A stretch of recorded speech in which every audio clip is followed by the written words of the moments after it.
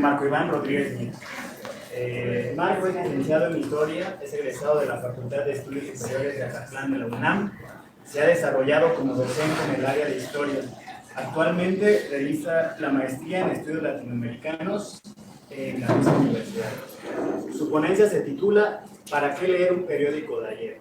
La representación de lo latino en la música de Rubén Blades. Por favor. Buenas tardes a todos. Le agradezco mucho a los asistentes, a los compañeros que van a presentar, haberse quedado a la última de hoy. Les agradezco mucho. También la verdad es que quiero extender un agradecimiento especial a la profesora Alejandra, porque yo sí valoro muchísimo el que un profesor, sobre todo en estos niveles, la licenciatura, la maestría, el doctorado, tome en serio el valor pedagógico, ¿no? La capacidad de enseñar, más allá de si nosotros sabemos o no, tenemos las herramientas, o el hecho de que alguien te escuche y escuche lo que quieres hacer, para mí fue muy valioso este semestre, de verdad. Muchas gracias, profesora. Y bueno, el título del trabajo, la verdad es que me gusta mucho, les voy a ser sincero, porque pues bueno, es una canción, ¿no? El periódico de ayer es justo una canción de Héctor Lavoe. Y justo en la canción pregunta ¿para qué leer un periódico de ayer? ¿No? Y a mí siempre que la escuchaba me daba mucha risa, porque pues yo soy historiador, ¿no? Entonces uno va al archivo a ver periódicos de ayer, ¿no? Entonces desde ahí plantear esto me parecía un recurso retórico interesante, gracioso, pero bueno, más allá de lo literariamente divertido que pueda ser, el fondo de esto eran las representaciones que hay en las letras de las canciones, ¿sale? Como textos literarios. Entonces, ¿qué nos dicen y cuál es el lugar de enunciación de estas obras, ¿no? Se ha estudiado mucho el aspecto narrativo que tienen estas canciones, porque manejan figuras retóricas parecidas al cuento, parecidas a la crónica, musicalizadas en un género muy específico, ¿no? Un género muy, para ponerme latinoamericanista, muy abigarrado, ¿no? Muy diverso, y que justamente ahí yo encontraba esto, ¿de dónde viene, no? Porque a veces caemos, y ya lo hemos visto alrededor de las mesas que hemos estado escuchando, esta idea de que a veces como que a alguien así de la nada le aparece una idea y entonces, pero no, en realidad hay todo un contexto, hay una serie de redes intelectuales. En este caso que estamos hablando de música, pues es una industria, ¿no? Y entonces hay todo un trasfondo económico, mercantil, que entonces no podía quedarse en, bueno, pues un autor fue creativo y le salió y de repente todos lo empezaron a imitar. O sea, eso sería como ponerlo en términos muy planos, ¿no? Muy superficiales. Y un poco por ahí versa lo que queremos hacer. El título ha venido cambiando porque lo que pretendo hacer con el trabajo ha venido cambiando, ¿sale?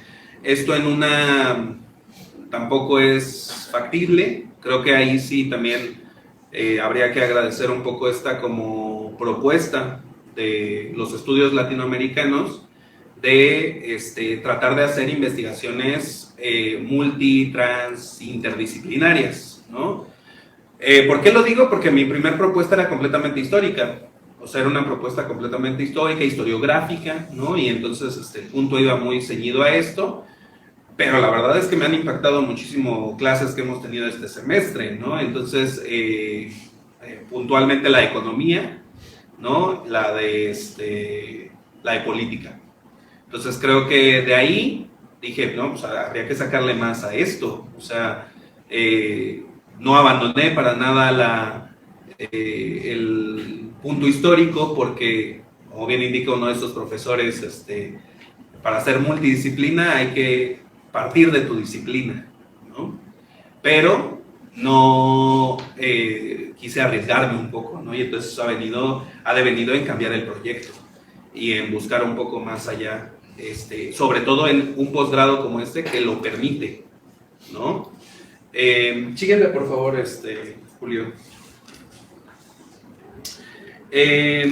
Bueno, originalmente había puesto las canciones de Rubén Blades y Willy Colón específicamente, porque yo había hecho un rastreo de cuando menos 17 canciones para ubicar la figura del criminal en estas canciones. Pero conforme fui escuchando más y investigando más, me di cuenta que en realidad el recorrido de ellos llega en un punto en el que se consolida la salsa, ¿no? En los Estados Unidos como proyecto comercial, y que había un previo, y que ese previo tiene un debate enorme, ¿no? Una disputa hasta muy interesante para los estudios latinoamericanos, de hecho, porque existe un debate grande sobre el origen de la salsa, ¿no? Si la salsa es cubana, si tiene un origen ligado a la música popular cubana, o si la salsa es neoyorquina, ¿no? Y entonces es un debate que aparte es difícil, porque la salsa se conforma como género musical justamente en los 60, o sea, justamente en la década de los 60 se conforma, y está en medio de este debate entre Cuba y Estados Unidos, ¿no? Y entonces hay una disputa desde la cultura, ¿no? Desde la cultura y la propiedad, que vale la pena ahí, que a mí me ha hecho reflexionar muchísimo, porque aparte estamos hablando de una propiedad nacional, ¿no?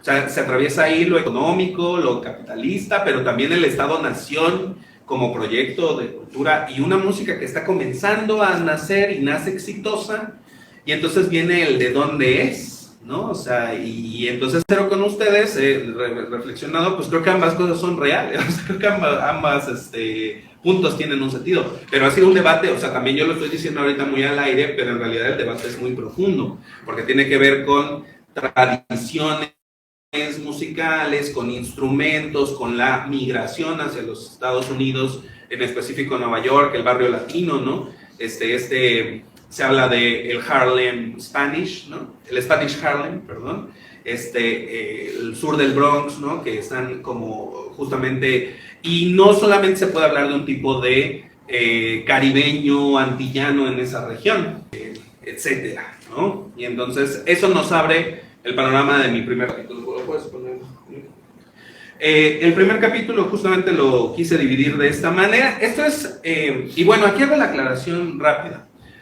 Yo no quise, justamente, me pareció interesante que se comentara en las primeras mesas, yo no quise traer hipótesis, preguntas, porque justamente partí de la idea de que esta mesa tenía como objetivo que pues me aportaran a eso, ¿no? Entonces yo dije, les voy a traer lo que quiero hacer. Yo quiero hacer esto. Y si ustedes tienen material metodológico, teórico, que crean que puedes resolver esto, si alguien lo ve en la transmisión, que le agradezco mucho a Kevin, que tiene todo el día transmitiendo, ¿no?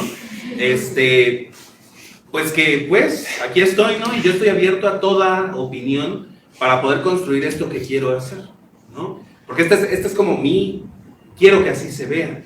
Pero si hay otra idea, si hay otro aporte, pues bueno, bienvenido, yo lo escucharé y por supuesto que lo tomaré en cuenta.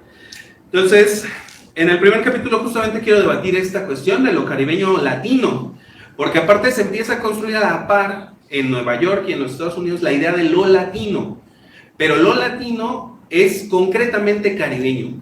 Y ahí viene una ruptura con lo que era Latinoamérica desde su construcción conceptual del siglo XIX, ¿no? La construcción conceptual del siglo XIX de lo que era ser un latinoamericano tenía que ver, había una estrecha relación con un contraste con los Estados Unidos. Y entonces aquí se empieza a proyectar la idea de construir lo latino en función de los migrantes hispanohablantes que viven en Nueva York y que en mucha medida o en buena medida se van a convertir en estadounidenses porque ya empiezan a ser gente ahí, ¿no? Que incluso hay nombres muy interesantes, ¿no? Los New Yorkers, ¿no? Y entonces empieza a haber ahí como una serie de, pues de Spanglish en esto.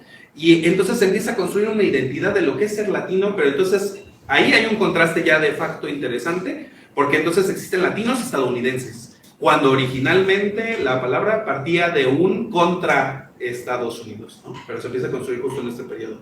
Al mismo tiempo que se empieza a construir la salsa, que la salsa por instrumentos, por genealogía, también es caribeño, norteamericana, pues es como un producto que surge de esta mezcla. En fin, entonces en el apartado pretendo pues ver la relación histórica entre Estados Unidos y el Caribe, justamente en el periodo a finales del siglo XIX, principios del XX.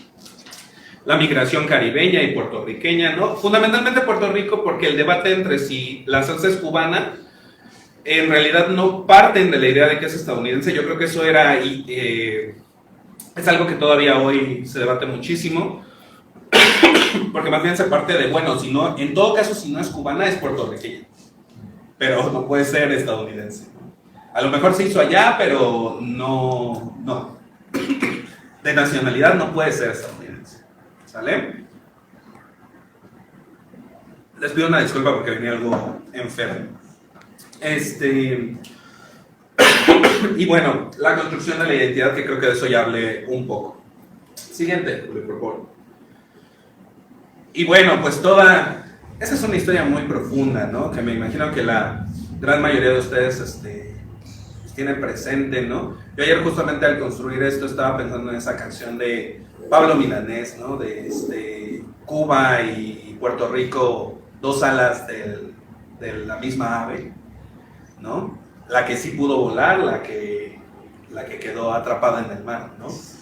Haciendo referencia justamente a que una sí se independizó y la otra quedó atrapada en la colonia, ¿no? Sí. Como ustedes saben, aparte aquí, yo creo que este capítulo va a ser duro. O sea, la verdad es que hasta creo que tengo que sintetizar mucho más porque yo creo que en sí esto mismo, la cuestión de la identidad puertorriqueña entre ser ciudadano estadounidense, pero un ciudadano estadounidense que no puede votar, que puede votar si viaja a los Estados Unidos, vive, tiene una casa, en fin, es todo un tema que yo creo que, bueno, ahí habría que acotar un poco también. Sobre todo yo creo que la acote se hace justamente poniéndolo en paralelo con la historia de la salsa, de la construcción de la misma, porque si se dan cuenta son problemas similares, o sea, hay ahí algo de similitud en esas dos historias. Siguiente, Julio, por favor. El capítulo 2, y que yo creo que es el teóricamente más complejo, teóricamente no, más bien materialmente más complejo, tiene que ver con la industria cultural de lo latino en la música, ¿sale? Porque más o menos a la par de que se está empezando a construir la salsa como género, también ya hay en Estados Unidos un importante mercado de la música en español, que ahí no solamente obedece a la comunidad caribeña, Cuba, y demás, sino que también está el norte de México ahí ya conversando, ¿no? Ya hay un número importante de ciudadanos estadounidenses hispanohablantes que consumen música no proveniente de los Estados Unidos y que entonces ahí hay un vacío en el mercado que empiezan a querer ocupar en los Estados Unidos, ¿no? Y entonces esa parte a mí la verdad es que, les digo, me surgió este semestre porque sí me quiero meter a lo material. Por ejemplo, Siembra, que es un disco de Willy Colón y Rubén Blades, es el disco más vendido de salsa de la historia, y justamente surge en este contexto, ¿no? En el contexto de esta formación. Y el disco en sí mismo tiene una fuerte carga de latinidad, O sea, el disco en sí mismo construye esto. Y es que yo al principio del semestre había pensado justamente como quedarme en la figura del criminal, ¿no? Sobre todo contemplando a Pedro Navaja. Pero después me di cuenta de que sí se está construyendo esa figura, existe dentro de la música latina, pero también existe la construcción del barrio latino en Nueva York, la construcción de la idea de volver a tu país de origen, ¿no? Eso también está súper repetido en diversas canciones. Y la idea de que el latino en los Estados Unidos es hermano.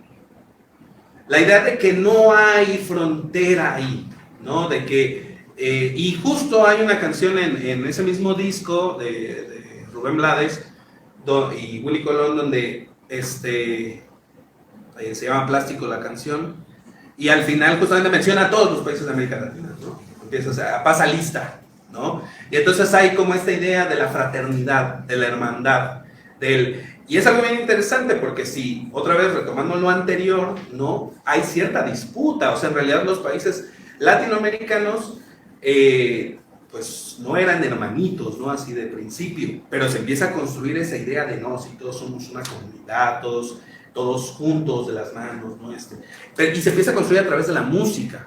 Entonces también ahí esto atraviesa una cuestión emotiva, ¿no? O sea, hay emotividad detrás, porque no es nada más de, te digo que somos hermanos, no. Vamos a cantar que somos hermanos, vamos a bailar que somos hermanos, ¿no? Entonces ahí hay un trasfondo interesante. Siguiente, por favor. Y bueno, en ese contexto se forma la Fania, que ahí quiero hacer la aclaración de que no era ni la primera ni la única disquera que empezó a trabajar como esta producción de salsa, pero la Fania termina convirtiéndose en un monopolio porque compra a las demás, ¿sale? O sea, va a haber otras y la Fania, si no la puede comprar, entonces se queda a sus estrellas, ¿no? Y entonces, de hecho, de ahí surge esta idea de la Fania All Stars, ¿no? O sea, el que te gusta está aquí, en esta disquera, ¿no? Y bueno, toda esta idea también del criminal, yo me he metido mucho en esto últimamente y tiene que ver con que a uno de los productores de Fania le gustaban mucho las películas justamente de gángsters. Entonces esta idea de vamos a vestir a Willy Colón, a Rubén Blades, a Héctor como malos, como así, con afiches de Se Busca, ¿no? Todo esto, tiene que ver con que hay una lectura de las películas norteamericanas del momento, ¿no? Siguiente, Julio, por favor. Finalmente, en el tercer capítulo me quiero concentrar en el disco Siembra, y ya en la construcción de lo latino como una marca rentable, como una marca ya accesible, y que aquí viene lo interesante, que yo creo que es lo difícil de esta tesis que estoy proponiendo y que a lo mejor ahí es donde me preocupa quedarme a la mitad, porque lo que había dicho hasta este momento, pues bueno, parte de la historia, parte de la materialidad, de la compra, de todo esto, pero sí quiero acercarme a la reproducción, a que si bien está este discurso, y el discurso, pues bueno, la gente lo compra, y la gente lo reproduce, y la gente dice, sí, me siento identificado con esto, ¿no? Y no solo me siento identificado, sino que aparte me lo apropio, y entonces ahí quiero ver que tanto después de este disco se empieza a reproducir en otros productos culturales la idea de lo latino. Ya no solo en los Estados Unidos, bueno, quisiera quedarme en esto, para no extender, porque se me da cuando me gusta ampliarme, pero de ser posible, pues ver cómo lo latino entonces se vuelve una marca rentable, pero que aparte Latinoamérica la acepta, la compra. Y eso sería todo. Gracias.